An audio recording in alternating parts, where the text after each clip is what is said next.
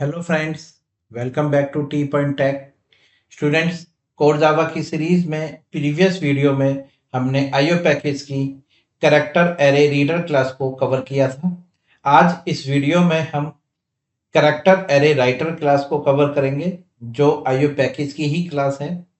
और इस क्लास का हम तब यूज़ करते हैं जब हमें अपने डेटा को किसी फाइल में या किसी आउटपुट स्ट्रीम में ना स्टोर करा के डायरेक्ट मेमोरी में स्टोर कराना हो। मतलब आपके पास एक कैरेक्टर एरे है और आप चाहते हैं कि मुझे इसको मेमोरी में राइट करना है, किसी फाइल में या किसी स्ट्रीम पर स्टोर नहीं करना, तो आप कैरेक्टर एरे राइटर क्लास का यूज करें।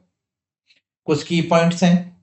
पहला की पॉइंट ये है कि कैरेक्टर एरे राइटर जो है ये इंटरनली एक डायनेमिक, जिसे कह सकते हैं ग्रोइंग इंटरनल एरे का यूज करती है, जहां पर ये डाटा स्टोर करती है। ग्रोइंग इंटरनल एरे का मतलब ये हुआ कि अगर आपका डाटा ज़्यादा है तो ऑटोमेटिकली एरे का साइज अपने आप बड़ा हो जाएगा। जो इंटरनल एरे है इसका साइज अपने आप ऑटोमेटिकली इंक्रीज हो जाएगा अगर आपका डाटा ज़्यादा है, इसलिए इसको कहते हैं ग्रोइंग इंटरनल कैरेक्टर एरे। दूसरा पॉइंट है, इसको क्लोज करने की जरूरत नहीं होती। ठीक है, ये ऑटोमेटिकली खुद क्लोज हो जाएगी। कैरेक्टर एरे राइटर के थ्रू लिखा गया डाटा जो मेमोरी में है उसको बाद में आप स्ट्रिंग में या कैरेक्टर एरे में भी कन्वर्ट कर सकते हैं। और अगर एक बार डाटा लिख दिया गया है मेमोरी में, तो आप उस डाटा को अलग अलग जगह पर आसानी से ट्रांसफर भी कर सकते हैं। मतलब आपने इंटरनल मेमोरी में डाटा स्टोर करा लिया कैरेक्टर एरे राइटर के थ्रू, फिर बाद में आप उस डाटा को जगह जगह जहां आप चाहें, अलग अलग फाइल्स में या नेटवर्क पे जहां भी आप भेजना चाहते हैं, आप वहां पर मल्टीपल टाइम्स सेंड कर सकते हैं। क्लियर है? तो इसका कंक्लूजन ये है टोटल कि character array writer direct memory में डाटा को राइट करती है। इसको बीच में फाइल की या किसी स्ट्रीम की जरूरत नहीं होती। ठीक है, और जहां डाटा राइट करती है वो एक इंटरनल कैरेक्टर एरे है जो ग्रोइंग है। मतलब ग्रोइंग का मतलब हो गया जो अपने आप ही अपने साइज को इंक्रीज कर लेगी। ठीक है, नीचे यहाँ पर आप देख रहे होंगे मेथड की लिस्ट है, जिसमें इसके पास 3 ओवरलोडेड मेथड है राइट, जिसमें सबसे पहला वाला एक एक कैरेक्टर, सिंगल कैरेक्टर को राइट करेगा। दूसरा जो है किसी एरे का, मतलब जो आपने कैरेक्टर एरे ली है उसका कुछ पार्ट पोर्शन को राइट करेगा। तीसरा स्ट्रिंग के पोर्शन को राइट करेगा। चौथा मेथड जो है वो आपको जो डाटा राइट करा है उसको कैरेक्टर एरे में कन्वर्ट करके दे देगा। टू स्ट्रिंग जो है ये आपको जो राइट किया गया डाटा है मेमोरी में उसको स्ट्रिंग में कन्वर्ट करके दे देगा। रीसेट आपको दोबारा से रीयूज कर, मतलब आपके पॉइंटर को, बफर को सेट कर देगा जिससे आप उसको दोबारा से रीयूज कर सकें, मतलब दोबारा से राइट कर सकें। साइज मेथड आपको नंबर ऑफ करेक्टर्स कितने ये रिटर्न कर रहा है बफर में से वो आपको बताएगा। और राइट टू ये राइट करने के लिए यूज किया जाता है, जैसे फाइल वगैरह में या कहीं पर आपको दूसरे राइटर पे राइट करना है तो राइट टू के थ्रू आप दूसरे राइटर पे भेज सकते हैं। ठीक है, तो ये मेथड है। चलिए इनको यूज करके दिखाते हैं कैरेक्टर एरे राइटर को, किस तरह से आप मेमोरी में डाटा को स्टोर करा सकते हैं। ठीक है, और फिर उस डाटा को जगह जगह कैसे सेंड कर सकते हैं। चलिए एक प्रोग्राम आपको कवर करके दिखाते हैं। सबसे पहले आप एक ट्राई ब्लॉक लगा लीजिए, क्योंकि आईओ पैकेज की क्लास है तो एक्सेप्शन थ्रो करेगी, वो भी चेक्ड एक्सेप्शन होंगी, इसलिए बिना ट्राई ब्लॉक के आप इसको यूज नहीं कर सकते। तो आईओ एक्सेप्शन थ्रो होगी यहाँ पर। ठीक है, और यहाँ पर आप इंपोर्ट कर लीजिए आईओ पैकेज को।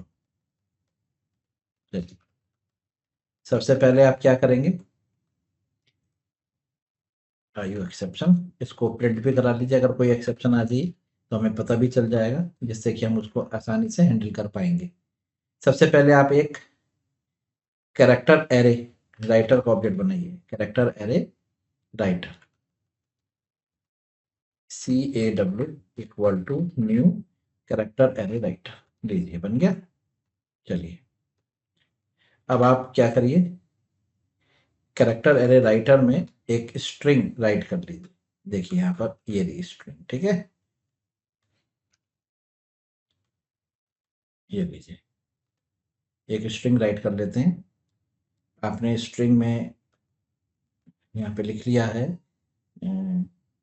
आई एम लर्निंग जावा, ठीक है। चल, तो ये एक स्ट्रिंग है जो आपने कैरेक्टर एरे राइटर में राइट कर ली है, ठीक है। चलिए, अब आप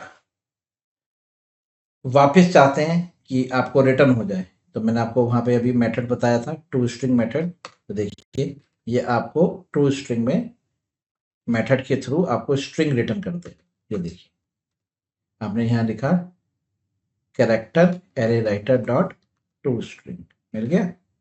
इसी तरह से आप कैरेक्टर एरे में भी इसको स्टोर करा सकते हैं, character array writer to character array. लीजिए देखिए, यानी कि जो आपके कैरेक्टर एरे राइटर है, जिसमें आप जिसके थ्रू आपने मेमोरी में, यहाँ पर आपने मेमोरी में डाटा राइट करा है, ठीक है। यहाँ पर किसी फाइल में या किसी स्ट्रीम में नहीं है डाटा, डायरेक्ट डाटा मेमोरी में है, वहाँ से आपने कन्वर्ट करके स्ट्रिंग में और कैरेक्टर एरे में स्टोर कर लिया। आप चाहें तो यहाँ पर मैं आपको प्रिंट भी करा के दिखा देता हूँ।